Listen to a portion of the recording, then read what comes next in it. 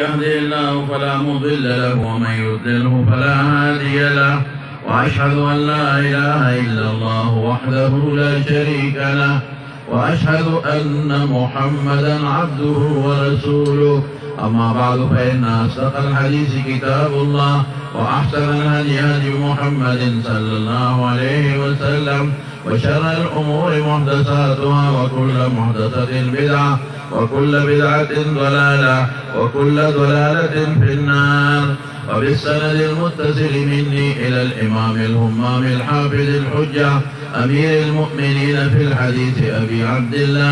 أبي عبد الله محمد بن إسماعيل بن إبراهيم بن المغيرة بن بردزبة الجعفي اليماني البخاري رحمه الله تعالى، ومتعنا بعلومه آمين. قال: باب قول الله عز وجل: ونضع الموازين القسط ليوم القيامة وأن أعمال بني آدم وقولهم توزن. وقال مجاهد: القسطاس والعدل بالرومية، ويقال القسط مصدر المقسط وهو العادل، وأما القاسط فهو الجائر. وبه قال حدثنا أحمد بن أشكابة قال حدثنا محمد بن فضيل عن عمارة بن القعقاع عن أبي زرعة عن أبي هريرة رضي الله تعالى عنه وعنهم قال: قال النبي صلى الله عليه وسلم: كلمتان حبيبتان إلى الرحمن خفيفتان على اللسان ثقيلتان في الميزان، سبحان الله وبحمده سبحان الله العظيم. كل دوستان يوزلوائے سبحان الله وبحمده سبحان الله العظيم. صدق النبي الرؤوف الرحيم. تدي مجلس مشر gran qadar و محترم و مکرم شیخ الحدیث حضرت مولانا مفتی محمد سجاد صاحب دید مجدهم، دارالعلوم جامعہ نعمانی شیخ الحدیث زما دیر نزدې برادر مکرم شیخ الحدیث حضرت مولانا محمد فقیر صاحب دید مجدهم، او دغه جامعہ نعمانیہ ټول اساتذه کرامو، علماء کرامو، فقهاء اعظامو، او دا جامعه ټول طلباء کرامو، احباب و دوستانو، حاضرین مجلس، الحمدللہ زمون تعلیمی کال اللہ پاک پورا کړو بڑیر احسن طریقہ باندې، او نن اخیری د بخاری شریف ختم دی. د بخاری شریف ما د مفتی صاحب په مشوره باندې د دې وی چې په غرض باندې اکثر عوامي واغي په علمي اصطلاحات باندې نه پوهیږي. دا د طالبانو چې کوم خبرې دي په باب او په حدیث کې دا کلمات کې ویل خبرې، نو د دې باب متعلق ټول تفصیل ما ویلې، ربط میں ویلې دي. اغراض د امام بخاری د انعقاد د ترجمه الباب نامه ویلې ده، شرح د ترجمه الباب هم کړی ده، پرواتو هم کلام کړی ده، او شرح د حدیث هم درته کړی ده، کلمتان حبیبتان.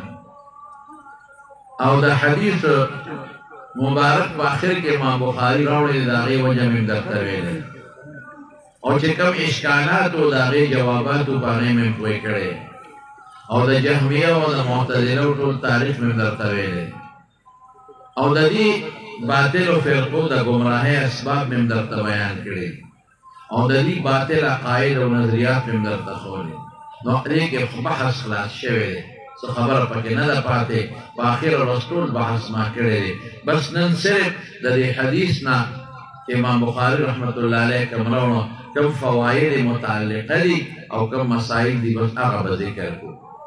الحمدلله زمونږ د درس په خصوصیاتو کې د ستاسو خیالي تر اخره پورې ما یو څو څیزونه ستاسو مخکې بیان کړل چې دا په ډېرو کمو مدرسو کې ډېر کم استادان ذکر کوي. یو مې د راویانو حالات درته ذکر کړل اخره پورې. د ترمذي کې څومره راویان، د هر راوي مخصوص چې د هغه کوم صفت دی چې دا صفت دی، دا د کومې مرتبې دی، دا مې درته اخره پورې ګوره ذکر کړي. په نورو مدرسو کې یو میاشت استادان مې بیا نه وای، او ما هر راوي روزانه چې کوم پکې بار بار راځي هم درته څو ځله ووایي چې کوم ضعاف راویان دي کوم ثقات دي د چا کومه رتبه ده نو امې درته د ترمذي تر اخره پورې الحمدلله ذکر کړي یو دویم د احادیثو نه مسایل مستنبطه ګورئ دا کم استادان ذکر کوي بعضو نه ذکر کوي او بعضو نه او ما چې څومره احادیث تاسو ته وې د هغې نه چې څومره مسایل مستنبط کېږي همې درته ټول ذکر کړي او هغه نورې خبرې د ائمهو په منځ کې اختلاف او د هغې دلایل دي یا د احادیثو ترجیح وغیره خو نور علما هم کوي ما هم درته ووایي دې حدیث نه یو څو فایدې راوځي هغه فایدې درته مو ذکر کوم یو خدا دی چې رسول الله صلی الله علیه وسلم په دې حدیث کې د دې مذکور ذکر ترغیب ورکوي او څه فرمایي وایي دوه خبرې دي چې په ژبه اسانې دي دوه خبرې دي چې الله ته محبوبې دي او دوه خبرې دي چې د قیامت په ورځ په تله کې درنې دي دا ترغیب شو چې دا ته ووایي چې ستا ذهن کې دا راشي چې دا دوه خبرې د خدای خوښې دي خو بیا ویل پکار دي او دا دوه خبرې دي دا په تله کې درنې دي او د قیامت په ورځ تله ډکېږي بیا خو ویل پکار او دا دوه هغه خبرې چې لږ په ژبه مسانې دي تکلیف هم پکې نشته نو یو د دې مخصوص ذکر امام نبی کریم صلی الله علیه وسلم ترغیب ورکوي دا یوه خبره چې معلومه شوه دویمه ته څه معلومه شوه چې کله خبر د یو غرض د وجې نه مقدم کېدی شي ما تاسو ته ویلو ابن الحمام خدا مبتدا ګرځي او جماهیر وایي دا خبر مقدم دی ترغیبا او تشویقا نو د خبر مرتبه خو د مبتدا نه وروسته وي خو کله د یو غرض او د یو مقصد د وجې نه تقدیم د خبر هم په کلام عربي کې جایز دی حضور پاک دې ته اشاره ورکړه دوش او دریم دا دریمه فایده څه ده دریمه فایده دا شوه ګوره رسول الله مبارک عجیبه ترتیب غوره کړ دا ولې وی حبیبتان الی الرحمن دویم نمبر کومه جمله راوړي خفیفتان علی اللسان دریم نمبر کومه راوړي ثقیلتان فی المیزان نو لومبې مخکې کړه حبیبتان الی الرحمن چې د الله محبت په هر څیز مقدم دی الله محبت او د دې محبت دپاره په عربۍ کې د حب لفظ دلته استعمال شو نور الفاظ هم د محبت شته حب لفظ استعمال شو زموږ علما لیکي وایي حب یو کې پکې ح راغلی ده یو با راغلی دی ح په حلق کې ادا کېږي او با په شفتینو شونډو ادا کېږي یو د مخارجو اول دی او بل د مخارجو انتها ده اشارت دیتا دی چې ستا د سر نه شروع کېږي د وجود او په خپو انتها راځي نو ته به د محبوب سره دومره محبت کې چې د ابتدا نه انتها پورې ستا ټول اندامونه به د محبوب په محبت کې استعمالېږي نو حب د الله مخکې دی ګورې هر څیز کې د تاسو کې نن چنده ورکړه مقصد هم څو چې الله خوشحاله شي دا دومره ګڼ تعداد کې چې تاسو دلته نن راغلي او ناست یې هغه سره پورې دنیا ناسته ده دا څه دپاره د الله په مینه ډېر دوستان به هغوی به خپل کاروبار پرېښی او نن به راغلي ډېر به داسې چې دیاړی والی به خپل دیاړي به یې پرېښی او راغلی به د څه د وجې نه صرف د ربالعالمین د محبت د وجې نه وروڼو ګورې د ایمان تقاضا ده چې لومبې به مونږ د خپل رب سره مینه ساتو خدای قسم ځکه له ویرېږم چې زموږ دا مینه د الله سره خو ډېره کمه ده او ناقصه ده د الله د شان سره چې کوم محبت موږ له پکار دی هغه مینه موږ ونه کړه ګورې وروڼو زه به مثال در کوم چې تاسو ورباندې پېښ بانک دلته شروع شي بانک او تا دوست په موبایل د ترینګ وکړي رښتیا ووایه ته دلته بانک جواب ورکې د الله د نوم عظمت او که دوست سره خبرې کوي نه دوست سره خبرې کوم بیا به دوست خفه شي او اقامت شروع شي نو هغه ته څه وایي هله شا به خبرې زر خلاصوه ګورې دغه د اقامت شروع شو هله زر خلاصوه ګورې رکات رانه لاړ های های خدایا نو بانک څومره د خدای د عظمت الفاظ دي پکې د خدای بنده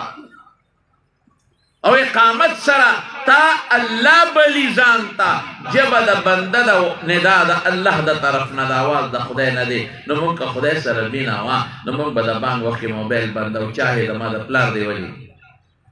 ما به اقامت سره موبایل بندو زما د مور د طرف نه دی ولی نی ما به مانځله منډه والا ما به دکان بندو نه جي ګاک رانه روان دی خیر دی کله کار چې جمع خو به لاندې کو که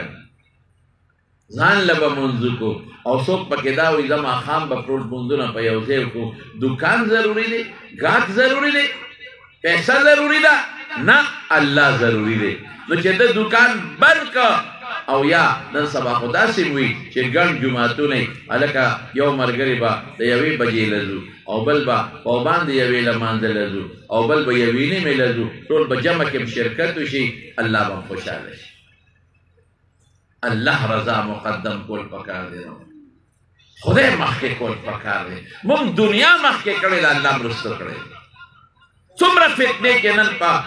دنیا کې روانې دي او بالخصوص زموږ په دې ښکلي ملک پاکستان کې زمارونو ګورې ټول غم د دغه ځای نه جوړ دی چې مونږ که خدای مخکې کوو د الله عظمت مخکې کوو مونږ له خدا ښکلي وجود بنده نه دی را کړی دا خو مونږ له الله را کړی دی مونږ له خدا ښکلی شکل الله را کړی دی مونږ له خدا بچي او د مال دولت رب العالمین را کړی دی زمونږ صحت او زمونږ بیماري خو د هغې الله په لاس کې ده په خدای قسم که نن وغواړي خدای پاک هېڅ به نی ختم هر څه خو د الله په لاس کې نو مونږ خدای رستو کړی دی او د دنیا تواغیت او د دنیا مال او دولت او متاع څه مخکې کړي دي قل ان کان آباؤکم وابناؤکم وعشيرتكم وأموال اقترفتموها وتجارة ترضونها سنجد ومساكن ترضونها وتجارة تخشون كسادها أحب إليكم من الله ورسوله وجهاد في سبيله فتربصوا حتى يأتي الله بأمره ویک ستا پلار ستا زوی ستا خزا ستا بلډینګ ستا تجارت د الله او د رسول نه او د الله او د رسول د سختو احکاماتو نه تا ته ګورئ نو د الله د عذاب انتظار وکړه ویریږئ د خدای بندګان مخلوق نن په کوم طرف روان دی محبت الله سره بالکل خفه کېږئ مه نشته ستاسو خو شکر دی شته چې دلته راغلی لیکن ورشه نن نوجوان نسل تباه برباد نن کشر کل کې څومره دی نوجوانان الکان او جینکې په خدای په مدرسو پسې خبرې کوي ای دې پټکو ته څه وایي وایي سپین ګډوري په سر د پاسه کېنولې دي ګیرې ته څه وایي وایي زنې پورې جارو او ځانده کړې ده تسبو ته څه وایي نن تسبو پورې ټوکې شروع دي عوامو نه به زه څه ګیله وکړم نن زموږ مولیان په نېټ باندې لګیا دي او د تسبو بد وایي هاي هاي دغه یو تسبیح خلکو سره په لاس کې پاتې وي اگر چې د هغې ځای اوس موبایل نیولی دی خو دغه یو تسبیح به خلکو اړولی وي دا پکې بدعت دی او دا فلانکې دی او دا فلانکې دی او دا خبرې بعضې خلک کوي دې تسبو ته څه وایي وایي په تار کې سپیا کې اچولي الله دومره ډاډه شوی د خدای نوم په سپیا کوالم که زه د تسبو په دانه د خدای نوم اخلم دومره خلک ډاډه شي جنکې ډاډه شوې په خدای ستا په ملک پاکستان کې په اسلام آباد کې د ښځو عورت مارج په نوم باندې جلوس راوځي او چیلنج ورکوي چاله چیلنج ورکوي چاله ورکوي ما ته بعضې خلک وایي ملا پسې پلانکې لګیا دی او خبرې کوي تا پسې لګیا دی بل پسې مې په قلاره کښېنه په اسلام آباد کې چاله چیلنج ورکړی شو واوره دا ستا په نېټ ته وګوره اسلام آباد غوندې ملک اسلامیه جمهوریه پاکستان غوندې ملک په دارالخلافه کې ښځې روزي او چیلنج چاله ورکوي واوره اے رسول سن لو پردہ ظلم ہے اے رسول سن لو رسول اللہ له چیلنج ورکوي پردہ ظلم ہے الله ما له یو کس راغی دا دوستان نه میډیا والا به پیژني په دې نوم نه لرم ځکه چې ما ډېر بېعزته وړی ما ته وایي یو ډیبیټ دی ته به خیر دی که مونږ له میډیا له نه راځي نو په دې دغه را سره شامل شه څه ورته وایي په دې آنلاین مې د څه متعلق وایي د دې ښځو د پردې او د نکاح متعلق بعضې ښځې سوالات لري نو مونږ وایي چې ته وله جواب ورکړې مې ټولو نه مخکې تا نه دا تپوس کوم چې دا ښځې مسلمانان دي که کافران دي که دا کافرې غیر مسلمي زما ورسره کښېنوه زه به درم شم ستا دغه له سټیشن له هلته به ورسره خبره وکړم پوه به کړم خو که دا مسلمانان دي نو دوی ته به زه دا وایم چې پرده ناجایز او جایزه مې ظالم دی هغه میډیا والا ته مې وي ته ظالم یې چې د قرآن حکم متنازع کوې ته ظالم یې چې د پیغمبر خبره متنازع کوې او په هغې ډیبیټ جوړوې دا خو د قرآن وینا ده دا یو ټکي ورته ووایه چې رسول الله مبارک فرمایي څه وایي یا ایها الرسول یا ایها النبی قل لازواجک وبناتک ونساء المؤمنین قل لازواجک وبناتک ماشاءالله دا ټکي ووایه ای پیغمبره عایشې ته ووایه هغه عایشه چې قرآن وایي پاکه ده هغه عایشه صدیقه چې قرآن وایي الطیبات للطیبین دا پاکیزه ده خوشبویه ده الطیبات لفظ ذکر شو طاهرات هم ذکر مشو دا پاکیزه ده صاف ستری ہے اور دا خوشبویه ده ماشاءالله ځکه د خوشبویه پیغمبر بیبي ده هغه عایشه صدیقه چې صدیقه ورته ویل شوی دی او الله تصدیق کوي په تاکید اولئک مبرؤون مما یقولون هغه عایشه چې پیغمبر مبارک فرمایي چې ته لا پیدا نه وې چې د ریخمو په ټوکړه کې ما له جبریل راوړی وي چې دا به دې ښځه هغه عایشه چې رسول الله مبارک د هغې په غېږ کې سوتې ده هغه عایشه بیبي چې هغه به په جنت کې د رسول الله مبارک سره هغه پاک دامنه بیبي ته ووایه چې برقه په سر کړي چې د هغې نه د ګناه تصور اړونه کېږي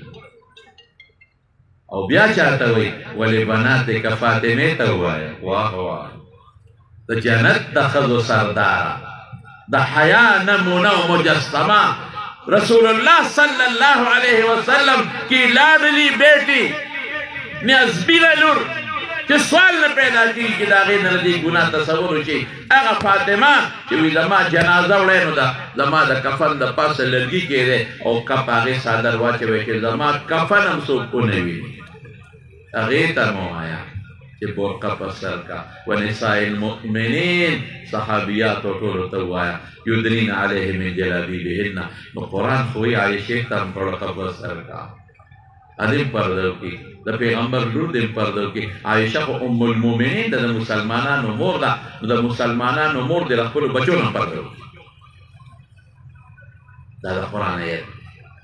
دې کې د ډیبیټ څه ضرورت دی ما وی بې وقوفه غصه والا کله کله راشي هغه انکار ته سخت غصه شم بې وقوفه ته په ما د قرآن آیت مترانه کې دې ته پته نشته چې دا برقه او دا پړونه او دا عورت ښکاره کول جرم دی دا زمون حال دی بعضې میډیا والا بعضې سټیشن والا هغوی دا لوبې کوي یو به راغواړي ښځه د ښځې حق دی د ښځې حق دی او ته په دې کې بعض ښځې حق مونږ منلی دی ښځو خو الحمدلله مونږ دومره حقوق ورکړي دي دا خو به جمدی حق ورکړي دا حق شو اسلام ورکړي دې سره خو د حیض په ورځ د ایامو کې چې کله به د بیمارۍ ورځې وي نو دې ښځې سره به یو ځای ډوډۍ نه خوړه دې له خو په میراث کیسه نه ورکوله دا خو پیغمبر مبارک او الله د کور سردار کړه دې حقوق شو کنه دا حق ولا ورکم په خدای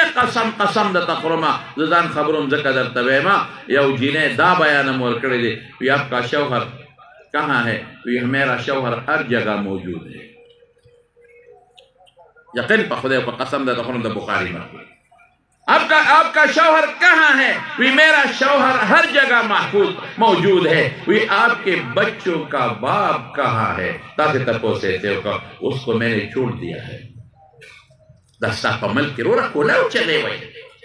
او دا خلق وی مولی سوکلن او مولا سوکلن او دا مولا تا سو ضرورت تے مولا تا سو ضرورت تے او دی مولیانو سوکلن دے مولا دا چلو کدا ما سر چی پا کرسے ناس تے چنن دا ضرورت زیاد طالبانو تا پر کیو تللی شو عالمان شو او نن بطوری دنیا تا خوری جو دین بخوری انشاءاللہ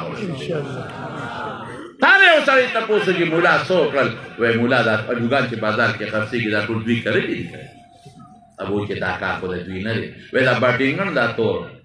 دا ټول دوی کړلي دي کنه نه دا کار یې نه دی دا ټول پلانکو چې چلیږي دا مولیان چلی کنه یاره اوس ته خو نه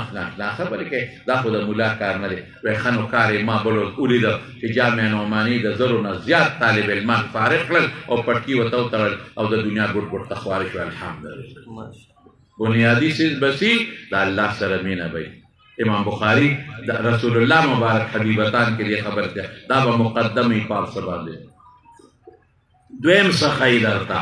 دویم درته دا خی چې د الله د مینې نه پس چاله ترغیب ورکې نو ته به هغه ته ارشاد ورکې د عمل به ورته اسانه ډېر اسان سهیله څنګه دی خفیفتان علی اللسان ګرانې به نه یو سړی حج ته تلو چې واپس راغی حج خو له ګران دی نو چا ورته وی حج څنګه وایي بس خدای دې دې ساته ډېر ګران کار نو داسې به نه وایي چې خدای دې دې ساته ډېر ګران کار ډېر اسانو سهل خفیفتان علی اللسان. او دریم نمبر مرتبه سره د آخرت ثقیلتان فی المیزان دا دریم نمبر خبره شو چې په دې کلماتو کې ثواب دی او فایده رسونکی دی دا ته بله خبره معلومه شي. بل ته څه معلومه شوه؟ بل دا چې حبیبتان الی الرحمن ماشاءالله د خدای په صفتونو کې د کوم صفت انتخاب وکړه د رحمان چې الله ګور ډېر مهربانه دی. مړه دا دوه ټکي کې ته وایې دومره ثواب د عقل په بنیاد په دې نه کېږي دا د خدای رحمت تقاضا کوي چې دا دومره اجر دله ورکړو د خدای رحم. بل دې څه معلومه شوه چې میزان هم ثابت دی تله شته. او بل دې څه معلومه شوه بل دې د الله د ذکر عظمت معلوم شي چې د الله ذکر ډېر عظیم الشان دی تله پې ډکېږي مکمل چې د الله ذکر وکړې تله پې ډکېږي. او بل دې څه معلومه شوه چې د مجلس اختتام د الله په تسبیح کوه کله چې مجلس ختمېږي سبحان الله به وایې. حضرت ابو هريره رضی الله عنه حدیث ته من قال سبحان الله وبحمده سبحان الله العظيم كل يوم یا فی اليوم محیت ذنوبه وان كانت مثل زبد البحر چا چې دا کلمات سل ځله وي نو که در دریاب د زګ عمرې ګناهونه هم به ورته الله معاف کړي. ټول به وایې ښه